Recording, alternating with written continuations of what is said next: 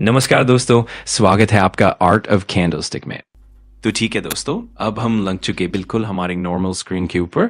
और दोस्तों आज के दिन की अगर हम लोग बात कर लें, हमें उम्मीद था कि बाजार हरे रंग में दिखने को मिल सकता है, शुरुआत भी काफी दमदार यहाँ पर हो सकती है और वैसा ही कुछ हुआ। और उसी के साथ साथ जो क्लोजिंग है वो भी 26,000 के ऊपर हम लोगों को देखने को मिल चुकी है। नो डाउट इस चीज को लेकर ऑलरेडी हम लोगों को हिंट मिली थी कि बुल वालों के पास एक एडवांटेज है, एक एज है। मार्केट खुलने से पहले एक पॉजिटिव वाला माहौल है जो खास करके अमेरिकन मार्केट में कल लेट नाइट हम लोगों को दिखाई दिया था। ये 650 पॉइंट की तेजी हम लोगों को देखने को मिली और इसी चीज का असर यहाँ पर आज देखने को मिल गया। आज के दिन थोड़ा बहुत बूस्ट हम लोगों को देखने को मिल गया। अक्रॉस जितनी भी सेक्टर है आसानी से देख सकते हो हरे रंग में कारोबार करते हुए। हाँ, बट ये बात भी उतनी ही कड़वी सच है कि भाई जब गिरावट होती है तो एकदम तांडव होता है और रिकवरी होती है तो धीरे धीरे होती है। स्मॉल कैप में भी नियर बाय 1% के हिसाब से इंडेक्स रिकवरी करते हुए देखने को मिला और बाकी सेक्टर भी हरे रंग में कारोबार करते हुए देखे गए। आप सबको पता है दोस्तों, फिलहाल हमारे मार्केट के लिए सबसे बड़ा ऑक्सीजन क्या है? इंडिया यूएस ट्रेड डील को लेकर जो अपडेट निकल कर आती है वही सबसे बड़ा ऑक्सीजन है।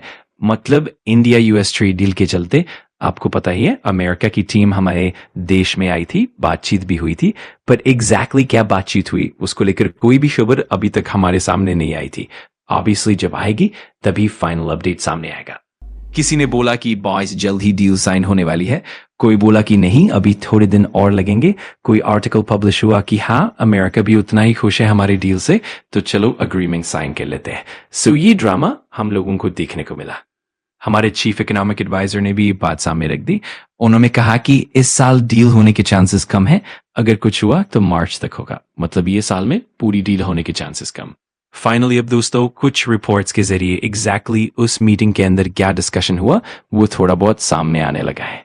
इंडिया अमेरिका से रिलेटेड क्या क्या चीजें खरीदने को रेडी है तो आप देख सकते हैं। American defence equipment, clean energy, crude oil, LNG, civil aviation, यहां तक सब ठीक है, लेकिन मामला आकर अटका है एग्रीकल्चर गुड्स पर। रिपोर्ट के अनुसार जब भी बातचीत होती है एग्रीकल्चर का पॉइंट सामने आ ही जाता है और यहीं पर बातें अटकती हैं।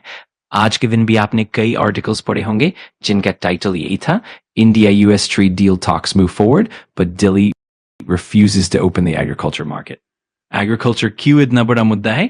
क्योंकि कंपटीशन के हिसाब से देखा जाए तो हमारे डोमेस्टिक फार्मर्स उस लेवल पर नहीं है। आपको पता है अमेरिका में फार्मर्स बहुत अर्निंग करते हैं और अगर अमेरिका हमारे देश में अपना सारा माल एक्सपोर्ट करेगा, पल्सेस, नॉन व्हीट, कॉर्न, मक्का, आलमंड्स, और वो अगर इंडियन मार्केट में मिक्स हो गया तो सेग्रीगेट कैसे करोगी, कौन किसका है? बहुत बड़ा मुद्दा बन जाएगा। इसीलिए इंडिया एग्रीकल्चर खोलने के मूड में नहीं है। सोर्सेस के अनुसार इंडिया ने पूरा टाइम एग्रीकल्चर सेक्टर को साइड में रखकर ही बाकी बातचीत थी। अब आगे बढ़ते हैं। क्रूड ऑयल को लेकर भी आप सबको पता है ट्रंप ज्यादा गुस्से में नजर आते हैं। हमारे ऊपर जो 50% का टैरिफ है उसमें से ऑयल रिलेटेड जो 25% टैरिफ है उसे हटाने का प्रेशर अमेरिका डालता रहता है। मीटिंग में साफ बताया गया कि इंडिया ट्रेड डील पर तभी आगे बढ़ेगा जब अमेरिका ऑयल वाले 25% टैरिफ को हटाएगा। यही रीजन था कि दिसंबर में अगर कोई बड़ी खबर आती है तो मोस्ट प्रोबेबली इसी पॉइंट पर आ सकती है कि 25% वाला टैरिफ हटाया जा सकता है। अगर ये होता है तो मार्केट के लिए 110% पॉजिटिव न्यूज होगी। फिर भी देखना है कि होता क्या है। सोर्सेज बताते हैं कि इंडिया फिलहाल अमेरिका के साथ बिजनेस करने के लिए इन सेक्टर्स में तैयार है। Defence, clean energy, crude oil, LNG, civil aviation, और अमेरिका जो हमारे देश में एक्सेस चाहता है वो ये चीजें भेजना चाहता है। Pulses, non wheat, corn, almonds, problem बस एग्रीकल्चर वाला है, एक सिंगल बिगेस्ट ऑब्स्टिकल। और दोस्तों यही कारण है कि इतनी मीटिंग्स होने के बावजूद डील अभी तक फाइनल नहीं हो पाई है। आखिर में बताया गया कि ट्रंप थोड़ी वार्म रही, पॉजिटिव रही, इसी वजह से फिर से होप बनी है कि शायद डील हो सकती है। अब देखना यह है कि आगे क्या होता है।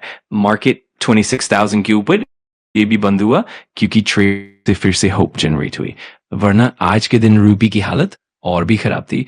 रुपया करीब 84 के पार चला गया था। ठीक है दोस्तों, देखते हैं आगे क्या होता है।